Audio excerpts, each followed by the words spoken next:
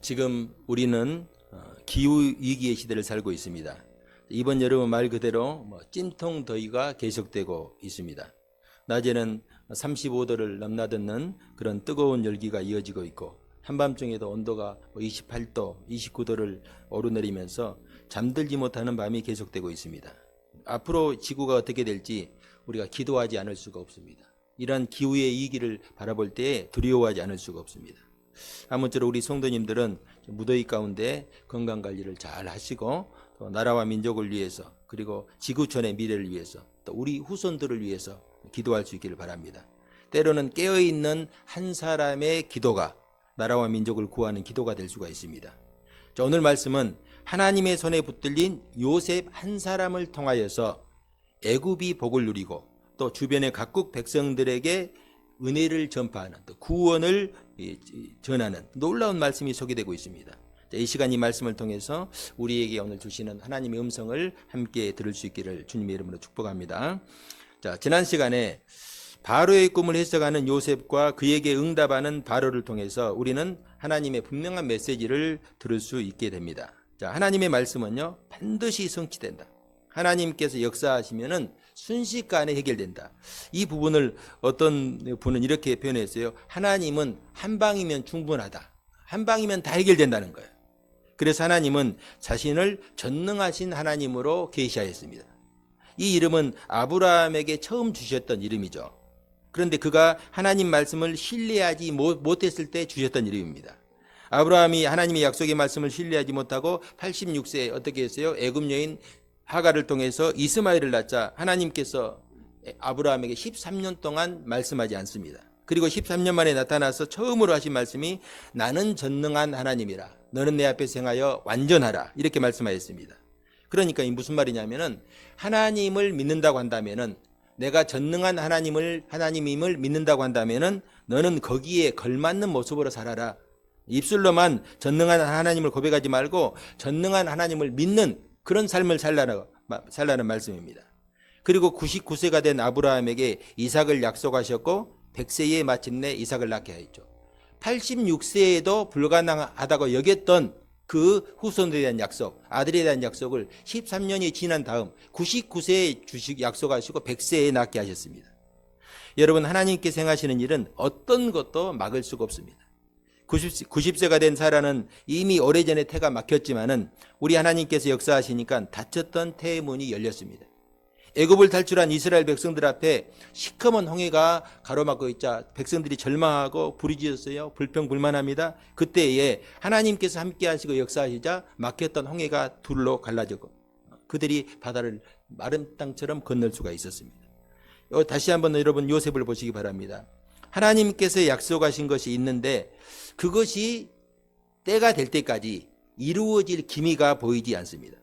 17살에 애굽의 노예로 팔려와서 30세의 바로 앞에 서기 직전까지 요셉의 미래는 칠흑같이 어두운 밤과 같았을 것입니다. 그런데 하나님이 역사하시자 순식간에 그의 앞이 대로처럼 열리기 시작했습니다. 지난 시간 바로가 꿈을 꾸었고 그 꿈으로 인해서 요셉은 바로 앞에 서게 되었습니다.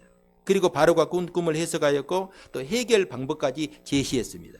모든 것이 하나님의 은혜요 하나님의 역사죠. 하나님은 요셉에게 꿈을 해몽할 수 있는 지혜만 주신 것이 아니라 바로와 그의 신하들의 마음속에도 역사를 해 주었어요. 자, 어떻게 역사했는지 보시겠습니다. 자, 37절. 바로와 그의 모든 신하가 이 일을 좋게 여겼다. 이렇게 말씀하죠. 자, 38절.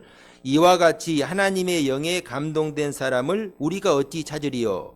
이렇게 이 바로와 또 그의 신하들이 하나님을 인정하고 있습니다. 자, 39절. 너와 같이 명철하고 지혜 있는 자가 없다. 이제는 요셉을 인정하죠. 40절. 바로는 너는 내 집을 다스리라 하면서 요셉에게 권한을 주는데 그 권한이 어떤 권한이에요? 41절. 그 권한은 바로 요셉이 애굽의 총리가 된다 하는 상상하지 못했던 일이 벌어지고 있는 것입니다. 근데 곧바로 요셉의 이제 총리 이임식이 세 가지 절차로 진행이 되고 있어요. 말씀이 이제 본문에서 이어지지만은 이제 그 절차가 진행되고 있죠. 첫째 절차는 내가 너로 애굽의 온 땅의 총리가 되게 하리라 하는 이 바로의 선언, 왕의 선언이 있습니다.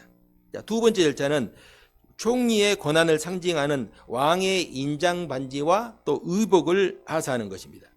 이를 위해서 바로는 자기 손가락에 끼고 있던 인장 반지를 그 옥새와 같죠. 인장 반지를 요셉의 손가락에 끼워줍니다. 아울러 그는 요셉에게 값비싼 세마포 옷을 입히고 또 금목걸이를 목에 걸어주었습니다.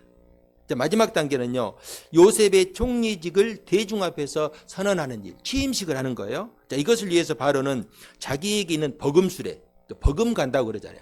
버금수레는 바로가 타는 제일 수레가 있고 그 다음에 둘째 가는 사람이 타는 버금수레, 애굽의 2인자가 탈 수 있는 전차에 요셉을 태웠습니다. 그리고서 전차를 수행하는 호위병들에게 소리치게 합니다. 엎드리라 외치게 함으로써 요셉이 지나가는 곳의 사람들에게 최대한의 애우를 갖추게 합니다. 요셉을 애굽 온 땅의 사람들에게 요셉이 총리가 되었다는 것을 선포하는 것이죠. 자, 이렇게 해서 요셉은 그의 허락 없이는 어느 누구도 애굽에서 손발 하나 까딱할 수 없는 그런 절대적인 권한을 갖게 되었습니다. 이 놀라운 하나님의 역사죠. 상상할 수 없는 일이 일어난 거예요. 하나님 외에 이런 일을 행할 수 있는 사람도 없고 방법도 없어요. 한편으로 우리가 생각하면은 어떻게 노예 출신이었던 이 요셉이, 그리고 애굽 사람들은 특별히 히브리인들을 부정하게 생각했거든요. 그 당시에는 이스라엘이 없었기 때문에 히브리인들은 유목민이었기 때문에 굉장히 부정하게 생각했어요. 그런데 이런 요셉을 이처럼 높은 자리에 앉힐 수 있을까 이렇게 생각할 수도 있습니다. 이것이 가능하였던 이유는 당시 애굽의 바로는 태양신의 아들이다, 신과 같은 존재다, 그런 권위를 가지고 있었기 때문입니다. 또한 바로 역시 이렇게 결단을 할 수 있었던 배경에는 하나님께서 꿈을 통해서 그에게 보여준 미래의 흉년에 대한 두려움이 그만큼 컸다. 이것은 나라가 또 세워지느냐 무너지느냐 하는 기로에 섰다 하는 그런 두려움이 있었다는 반증이기도 합니다. 한마디로 이 모든 일은 하나님께서 행하신 결과이다라고 말씀할 수 있습니다.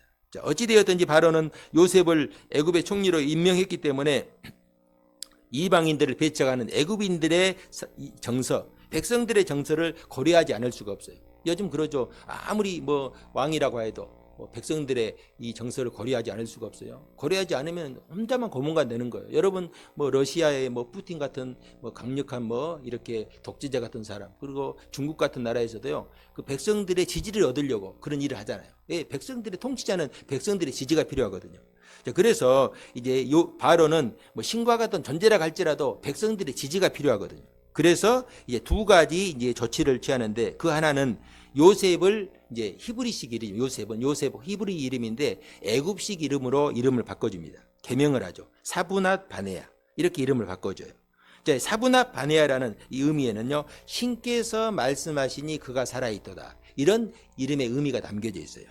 그러니까 이 사브낫 바네아라는 이름을 이 요셉에게 이렇게 지어준 것은 바로가 요셉을 어떻게 생각하고 있는지 잘 보여주고 있죠.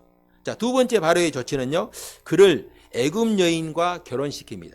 자, 그런데 누구와 결혼시키냐면은 이 요셉에게 그 온 지역, 온이라고 하는 지역의 제사장 보디베라의 딸 아스낫이라고 하는 이 여인과 결혼을 시켜줍니다.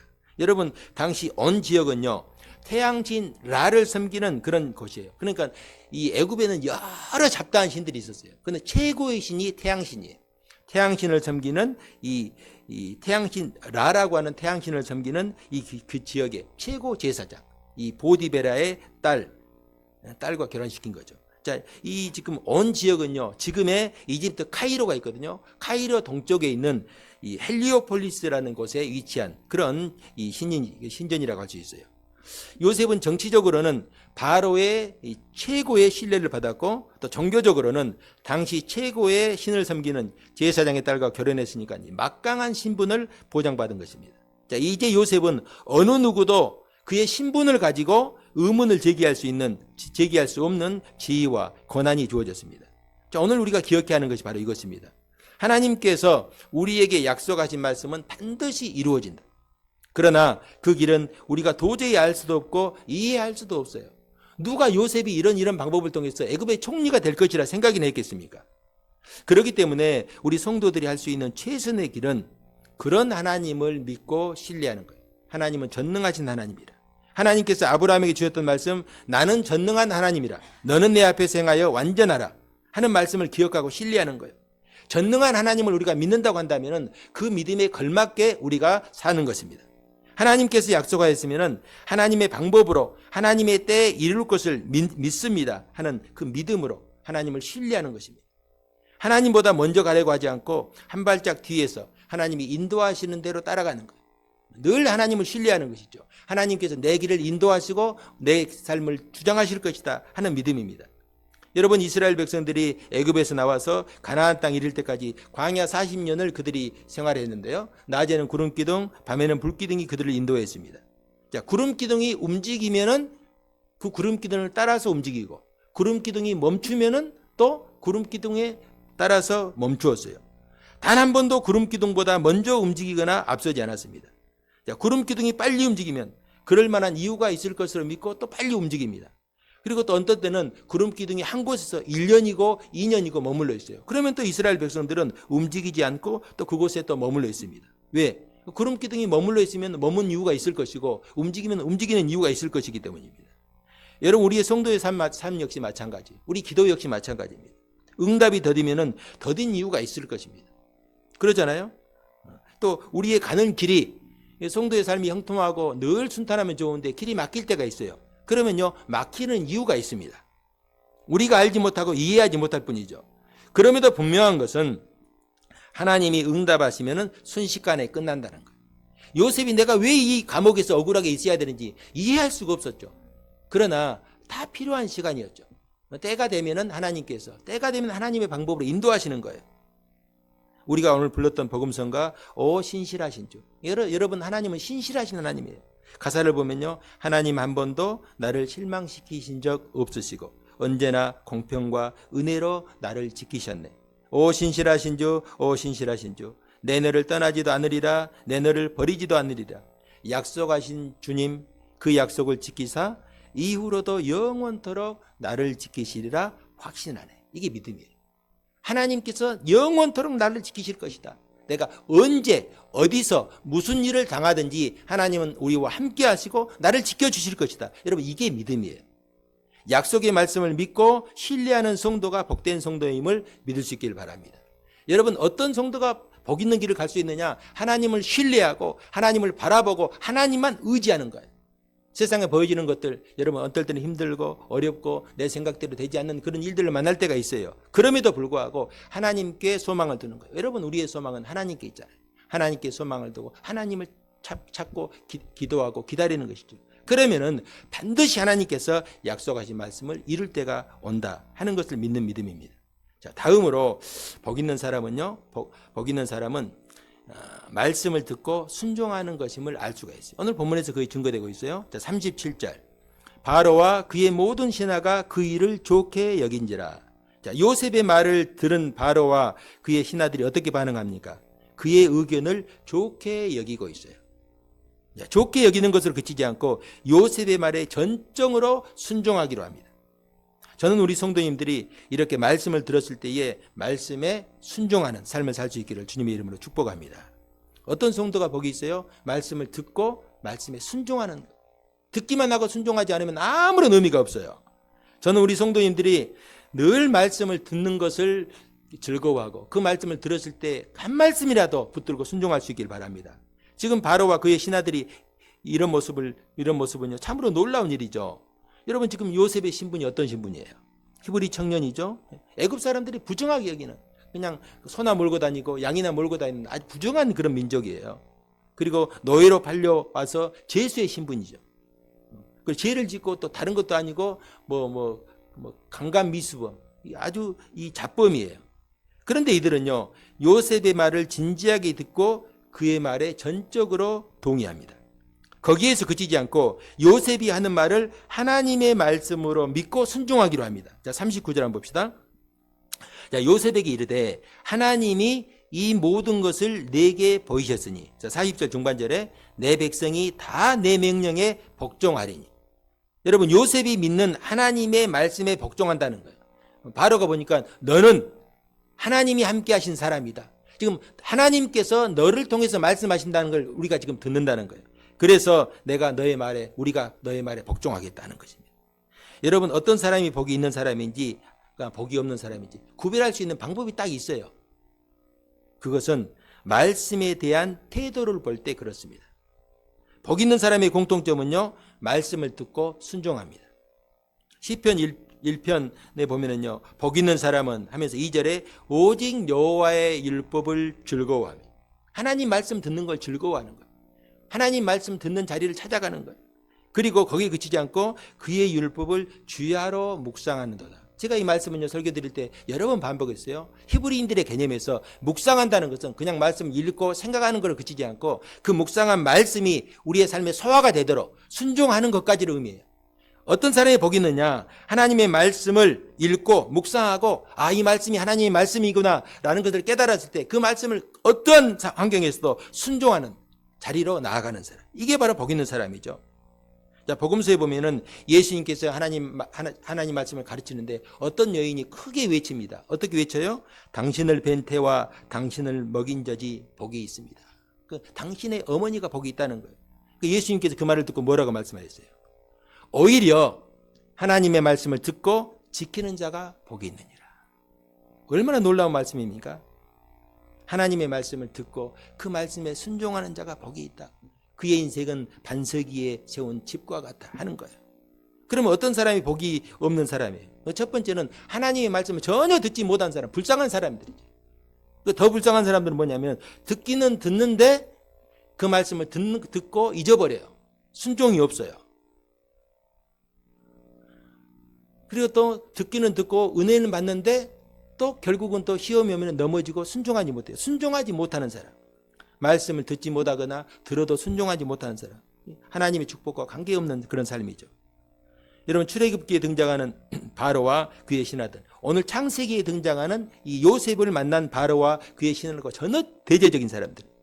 똑같은 바로고 이름은 다르죠. 다른 바로죠. 400년 뒤에 바로니까.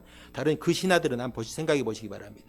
하나님께서 모세를 보내시고 그를 통해서 하나님의 절대적인 능력을 보여주었어요. 요셉보다도 더 분명한 하나님의 능력을 보여주었죠. 하나님이 하실 수 있는 놀라운 능력으로 애굽 온 땅에 하나님을 드러내셨죠. 모세가 행한 10가지 재앙, 이 10가지 재앙은 바로 그 당시에 애굽 사람들이 섬기고 있었던 10가지 신들에 대한 재앙이에요. 사람들은 별의별 신을 섬기는 거예요. 개구리도 신도 섬기고 파리 대왕이라는 영화도 있죠. 파리 신도 섬기고 독종도 섬기고 두려워하는 모든 건 다 섬기는 거예요. 그런데 하나님께서 그들이 섬기는 10가지 신들에 대한 그 재앙을 통해서 그들에게 나타나심으로 너희들이 섬기는 그런 모든 신들은 다 헛것이고 하나님만이 이 세상에 참된 신이다라는 것을 보여주십니다. 그런데 바로가 결국은 어떻게 했어요? 하나님께서 보이신 놀라운 능력에도 불구하고 끝까지 불순종하다가 자신의 장자, 큰아들도 잃어버리고 애굽 땅에 있는 모든 장자가 죽임을 당하고 말았잖아요. 심지어 10가지 재앙에 항복해서 마침내 이스라엘 백성들을 이제 보내주잖아요. 보내주고 나서 생각해 보니까 또 이게 뭔가 손해본 것 같아서 다시 또 이스라엘 백성들을 잡으려고 쫓아가요. 결국 어떻게 됐어요? 쫓아가서 홍해바다 앞에서 있는 이스라엘 백성들을 만나는데 하나님께서 홍해바다를 가르시고 이스라엘 백성들을 지나 보내시고 그 뒤를 쫓아가던 애굽의 그 자랑하는 애굽의 철병거와 애굽의 수많은 병사들이 다 홍해바다에 수장되는 그러한 비극적인 그런 결과를 맞고 말았습니다. 자, 오늘 본문에 등장하는 바로와 그의 신하들 한번 보시기 바랍니다. 그들은 당장 흉년이 든 것도 아니에요. 흉년이 온 것도 아니에요. 아직 풍년도 안 왔으니까. 하나님의 심판을 받은 것도 아닙니다. 그럼에도 그는 요셉이 전한 하나님의 말씀을 듣고 전적으로 순종했어요. 이것은 신께서 우리에게 주신 말씀이다 하는 것을 기억했죠. 저는 우리 성도님들이 하나님 말씀을 들을 때에 말씀에 대해서 이런 모습으로 우리가 믿음의 삶을 살 수 있기를 바랍니다. 바로처럼 나의 모든 주도권을 하나님께 맡기고 주님이 원하시고 인도하시는 대로 내가 살겠습니다 하는 결단이 필요해요. 결국 신앙은요, 믿음의 결단입니다. 내가 그리스도와 함께 십자가에 못 박혔나니 이제는 내가 사는 것이 아니요 내 안에 그리스도께서 사시는 것이라. 내 안에 그리스도께서 사셔서 그리스도께서 주인된 삶을 살아가는 것. 이게 바로 신앙인의 삶이죠. 내 안에 거하시는 성령님께서 인도하시는 대로 순종하고자 하는 마음, 바로 여기에 놀라운 하나님의 축복이 함께 있음을 기억할 수 있기를 바랍니다. 여러분, 순종했을 때 하나님의 능력의 역사가 나타납니다. 성경에 여러분 봐보세요. 순종했을 때에 하나님의 역사가 나타난 거예요. 순종할까 말까 고민하고 좀 주저하고 있을 때 하나님께서도 마찬가지요. 축복할까 말까 고민하는 거죠. 여러분, 이 이적과 능력은요, 우리가 하나님 말씀에 순종했을 때 나타나요. 요단강에 발을 디디려 했을 때, 발을 디뎠을 때 요단강이 갈라지잖아요. 순종했을 때에 하나님께서 약속하신 복을 누릴 수 있어요. 그래서 우리가 하나님의 능력을 경험하고 하나님의 축복을 누려야만이 우리가 다른 사람들에게 하나님의 살아계심을 증거할 수 있지 않겠습니까? 우리는요, 순종할 수 있는 그런 어떤 사명도 있는 것이고, 또 순종함을 통하여서 하나님의 살아계심과 능력을 경험하고 하나님의 복을 받아서 그것을 증거할 그런 사명이 있다는 것을 우리가 잊지 말아야 됩니다. 자, 마지막으로, 자, 복 있는 삶은 사명을 따라 사는 사람이다, 이렇게 말씀할 수가 있습니다. 자, 46절, 47절 함께 한번 합독합시다. 시작. 요셉이 애굽 왕 바로 앞에 설 때에 30세라. 그가 바로 앞을 떠나 애굽 온 땅을 순찰하니 7의 풍년에 토지 소출이 심히 많은지라. 아멘. 자, 요셉의 꿈이 드디어 현실이 되는 순간입니다. 그러나 요셉은 이 꿈을 자신의 목표로 삼지 않았습니다. 여러분, 이게 보통 사람과 믿음의 사람, 요셉의 차이죠. 많은 사람들은 꿈을 향해서 열심히 노력하고 일하는 걸 볼 수 있어요. 지금도 여러분 자신의 목표, 꿈을 향해서 달려가는 사람들이 많이 있어요. 그리고 마침내 꿈을 성취한 사람들도 많이 있어요. 그런데 그 후에는 아무것도 없는 사람들이 대다수입니다. 꿈을 이루는 것에는 관심을 가졌지, 꿈을 이룬 이후에 내가 하나님 앞에서 어떤 인생으로 살아갈지 생각하지 않기 때문이에요. 내가 돈을 버는데 목적이 있어. 돈을 벌었으면 어쩌자는 거예요. 돈을 벌었으면 그 돈 버는 것까지 가지고 하나님께서 나에게 원하시는 것이 무엇인가? 내가 이걸 어떻게 사용해야겠는가? 여기까지 나가야 되는데 그렇지 않다는 거예요. 여러분, 복음서에 소개된 어리석은 부자, 제가 자주 반복하는데요. 그는 열심히 일을 했어요. 일을 했으니까 그런 결과를 맞았죠. 다른 사람보다 열심히 땀을 흘리고 일을 했을 것이고 노력을 했을 것입니다. 그리고 마침내 그의 큰 풍년을 이루었어요. 목표를 이루었어요. 그런데 그가 한 일을 한번 보시기 바랍니다. 그는 자신을 위해서 창고를 더 크게 짓고 이렇게 생각합니다. 야, 이제부터는 편히 쉬고 잘 먹고 잘 살자. 한번 누려보자. 인생을 한번 누려보자. 그런 거예요. 이것이 바로 썩어질 육체만을 위해 사는 사람들의 모습이라 할 수 있습니다. 오늘 다시 한번 여러분 요셉을 보시기 바랍니다. 그는 당시 세계를 호령하던 애굽의 총리가 되었어요. 어마어마한 자리라고 할 수 있죠. 바로는 그의 인장반지를 빼주고 요셉 마음대로 애굽을 다스릴 수 있는 권한을 주었습니다. 아무도 요셉의 말에 거역할 수 없고 대적할 수도 없어요. 그렇다면은 여러분, 내가 요셉이라고 한다면, 우리가 요셉이라 한다면 어떤 생각을 하겠습니까? 앞에서 말한 부자는 어떻게 했겠어요? 부자가 그런 요셉의 자리에 앉았다고 한다면, 야, 이제부터는 이제 다 됐다. 먹고 마시고 한번 삶을 즐겨보자. 권세를 누려보자. 이러지 않겠어요? 그리고 제가 생각해 보니까 먼저 요셉이라고 한다면, 부자라고 한다면, 요셉은 아직 이제 떠돌이니까 집이 없잖아요. 내가 편하게 살 수 있는 일단 좋은 저택을, 바로 다음이니까 얼마나 큰 집을 구할 수 있겠어요. 좋은 집을 내가 구해야 되겠다. 관심을 가질 수가 있을 것입니다. 요즘 유명한 운동선수들, 그리고 유명한 스타들 보면요, 그들이 드리는 이 수입은요, 우리가 생각하는 것 이상이에요. 몇십억, 몇백억씩 1년에 벌잖아요. 그런 사람들이 이제 집을 이렇게 TV에 소개하는 경우가 있어요. 그러면요, 그 집 가격이 막 50억에 샀네, 100억짜리 집이네, 이런 얘기를 하잖아요. 그리고 또 그들이 또 남들이 부러워하는 자가용이 몇 대네, 어떤 스포츠카가 있네, 외제차가 있네, 그리고 또 명품으로 치장하고 싶은 그런 어떤 욕망이 있을 것입니다. 물론 그들의 수준에서 그럴 수 있다고 생각해요. 그리고 한 달에 100만 원 버는 사람하고 한 달에 10억씩 버는 사람이 쓰는 것이 차이가 있겠죠. 차이가 있게 써야 되겠죠. 그러나 여러분, 우리의 삶의 수준이 먹고 마시고 입는 것에서 벗어나지 못한다면 어리석은 부자와 하나도 다를 게 없어요. 다시 요셉을 한번 보시기 바랍니다. 요셉은 이제 막 결혼했죠. 여러분, 그가 어린 나이에 어머니가 죽었어요. 어머니 이름이 누구예요? 요셉의 어머니 이름 라헬이죠. 추정해 보겠는데 10살이 되기 전에 어머니가 죽었어요. 자, 그렇다면은 요셉은요, 성장하면서 어머니에 대한 그리움, 형제들에 대한 그리움, 가정에 대한 그리움이 마음속에 사무쳤을 것입니다. 이런 요셉이 결혼을 했어요. 그럼 결혼했다면은 어떤 생각이 들겠어요? 이제 나도 가정을 꾸렸구나. 내가 아내와 함께 아들 낳고 안정되고 행복한 가정을 내가 이루고 싶은 욕망이 없겠어요? 왜 없겠어요? 그런데 그는 한치의 망설임도 없이 자신의 사명을 향해 나아갑니다. 왜냐하면 하나님께서 자신을 애굽의 총리가 되게 하신 이유를 알기 때문입니다. 또한 그는 자신의 사사로운 감정에 매몰되지 않았어요. 여러분, 그에게는 술 맡은 관원장, 얼마 지나지 않았잖아요. 한 2년밖에 지나지 않았어요. 술 맡은 관원장에 대한 서운함과 한편으로 배신감도 마음속에 있었을 수가 있었을 것입니다. 또 자신에게 누명을 씌운 누가 있어요? 누가 자신 누명 씌워 감옥에 보냈어요? 보디발의 처제 부인. 보디발의 그 장군의 그 아내에 대한 감정도 왜 없겠어요? 여러분 같으면은 뭐 없을 수도 있겠지만 저 같은요 마음속에 아주 앙심으로 남아 있었을 거예요. 그리고 가장 큰 마음속에 이 정말 이 분노가 뭐겠어요? 자신을 노예로 바라버린 형제들에 대한 그 분노, 배신감, 원망이 아마 뼈에 사무쳤을 것입니다. 잊어버리려고 해도 눈만 감으면은 어떻게 피를 나눈 형제들이 같은 아버지 밑에 태어난 이 형제 형님들이 아무리 내가 미워도 그렇지 나를 노예로 팔아 하면서 얼마나 분을 사겠을까요? 여러분, 요셉도요 우리와 똑같은 사람이에요.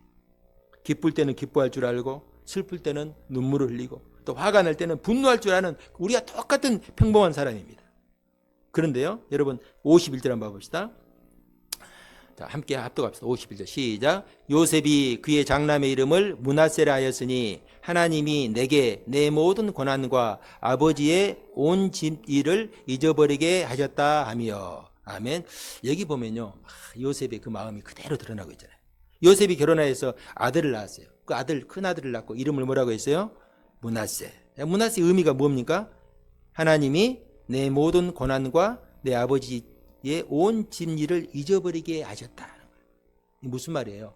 그가 결혼하고 아들을 낳을 때까지 지금까지의 겪었던 고난, 형들에 대한 그 원한, 분노, 배신감, 이것을 잊었다, 잊지 못했다? 잊지 못하고 있어요. 잊지 못하고. 심지어 그가 애굽의 총리가 되었을 때도 잊지 못했어요. 내가 이거 원수를 갚아 말어? 이런 마음이 있었다는 거예요. 그럼에도 그는 자신의 사사로운 감정 때문에 하나님께서 맡기신 일을 그르치지 않았습니다. 자기에게 주어진 힘과 권세를 사적 감정을 해결하는 데 사용하지 않고 오직 하나님께서 맡기신 사명을 감당하는 일에 그가 나아갔다.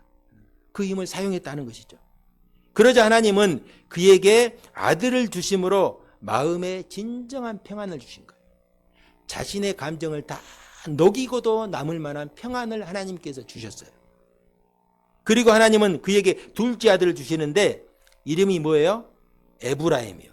에브라임인데 그 에브라임의 뜻이 뭐예요? 하나님이 나를 내가 수고한 땅에서 번성하게 하셨다.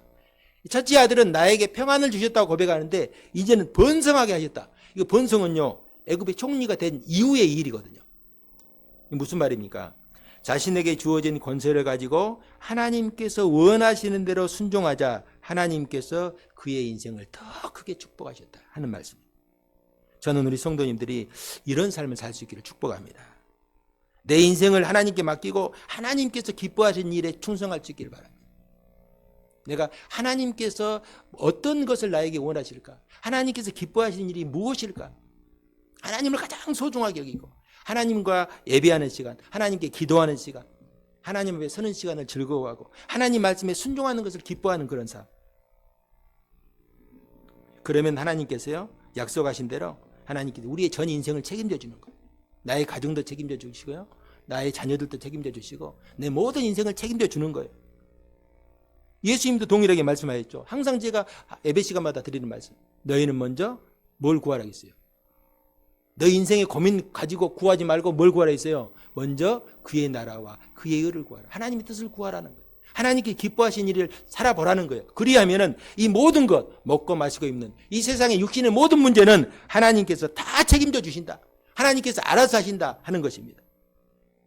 우리가 이 말씀에 순종하여 오직 믿음으로 살 수 있기를 주님의 이름으로 축복합니다.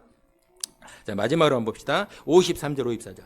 자, 애굽 땅에 7해 풍년이 그치고 요셉의 말과 같이 7해 흉년이 들기 시작하며 각국에는 기근이 있으나 애굽 온 땅에는 먹을 것이 있더니. 아멘. 자, 여기 봐봅시다. 요셉의 말처럼 7년 풍년이 끝나고 7년 흉년이 시작됩니다. 자, 그런데요, 애굽에도 기근이 시작돼요. 온 땅에 기근이 시작되었어요. 자, 54절 중반절에 보면은 각국에는 기근이 있는데 애굽 온 땅에는 먹을 것이 있다. 그러니까 흉년이 애굽에도 되고 온 땅에 흉년이 시작되었어요. 그런데 흉년에도 불구하고 각국 기근이 뭐예요? 먹을 것이 없다는 거잖아요. 기근. 그런데 각국에는 기근이 있는데 애굽 온 땅에는 기근이 없다. 그 먹을 것이 있다는 거예요. 흉년으로 인해서 천하 각국에 기근이 시작되었는데 애굽에는 먹을 것이 있습니다. 애굽에도 흉년이 왔지만은 기근은 오지 않았어요. 그 이유가 여러분 무엇입니까? 애굽에는 또 흉년이 왔는데 기근이 오지 않았던 그 이유가 뭐예요? 애굽에는 누가 있었어요? 요셉이 있었기 때문에. 여러분 정확히 이야기하면은 하나님의 영에 붙들린 요셉, 믿음으로 살고 사명에 붙들린 요셉이 있었기 때문이죠. 저는 우리 성도님들이 요셉처럼 살 수 있기를 주님의 이름으로 축복합니다. 예수 믿고 우리 교회, 우리 가정, 내 자녀만 잘 먹고 잘 사는 것이 저세의 목적을 두는 것이 아니라 나를 통해서 내 주위의 사람들에게 유익을 끼치고 하나님의 복을 유통할 수 있는 그런 사람이 될 수 있기를 주님의 이름으로 축복합니다. 하나님은 능히 그렇게 하시기를 원하십니다. 하나님은 우리를 통해서 세상 모든 사람들에게 주의 은혜와 주의 구원의 은혜, 복음이 증거되기를 원하셔요. 왜냐하면 하나님은 우리를 복의 근원, 축복의 통로로 불러주셨기 때문에. 아브라함을 부르시고 내가 너를 복의 근원이 되게 하겠다. 복이 되게 하겠다. 너를 만나는 모든 사람들이 믿음으로 마음을 열면 너를 통해서 하나님의 축복을 얻을 것이다. 우리가 이런 삶을 살 수 있기를 바랍니다. 말씀을 정리합니다. 사랑하는 성도 여러분, 우리가 하나님 앞에서 복 있는 삶을 살 수 있기를 주님의 이름으로 축복합니다. 그 방법이 나와 있어요. 아멘 한다고 되는 게 아니라 그 방법이 나와 있어요. 뭐예요? 복 있는 사람은 하나님의 약속의 말씀을 끝까지 믿고 신뢰하는 거예요. 어떤 상황에서도 하나님을 신뢰하는 거죠. 하나님은 우리의 하늘 아버지시다. 하나님은 나에게 가장 좋은 것을 주시길 원하는 아버지시다. 내가 너무 힘들고 어려운 어둠 가운데, 터널 가운데, 고난 가운데, 사망의 음침한 골짜기를 지나고 있습니까? 다 하나님의 뜻이 있어요. 하나님은 더 좋은 것을 주시기 위해서 우리를 그곳에 인도하시고 그것을 통과하게 하시는 거예요. 그래서 우리를 실만한 물과 푸른 초장으로 인도해 주십니다. 또 복 있는 사람은요, 하나님의 말씀을 듣는 것으로 그치지 않고 순종하는 사람이다. 우리 성도님들 하나님 말씀을 붙들고 그 말씀에 순종하는 삶을 살 수 있기를 바랍니다. 마지막으로 복 있는 사람은요, 하나님께서 주신 사명을 위해 살아간 사람. 내 썩어질 육신을 위해서만 사는 것이 아니라 하나님께서 기뻐하시는 삶, 하나님께서 나에게 맡겨주는 삶을 위해서 우리의 인생을 드렸을 때에 하나님께서 우리의 인생을 간섭하시고 책임져 주시고 축복으로 인도해 주신다는 사실을 믿을 수 있기를 바랍니다. 우리가 이 한 주간도 만나는 모든 사람들에게 하나님의 축복을 요통하는 복된 삶을 살 수 있기를 주님의 이름으로 축복합니다.